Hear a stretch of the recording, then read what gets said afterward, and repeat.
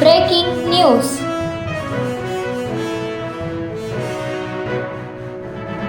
இன்று நீலகிரி மற்றும் கோயம்புத்தூர் மலைப்பகுதிகளில் கன முதல் அதி கனமழையும், தேனி, தென்காசி மாவட்டங்களில் கன முதல் மிக கனமழையும் பெய்ய வாய்ப்புள்ளதாக சென்னை வானிலை ஆய்வு மையம் தெரிவித்துள்ளது.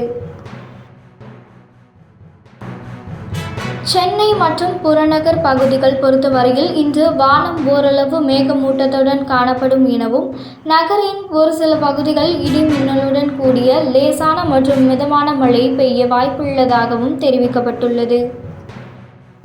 தமிழகத்தில் தென்மேற்கு பருவமழை தீவிரமடைந்துள்ள நிலையில் அடுத்த 7 நாட்களுக்கு பரவலாக மிதமான மழை பெய்யக்கூடும் என்று சென்னை வானிலை ஆய்வு மையம் தெரிவித்துள்ளது.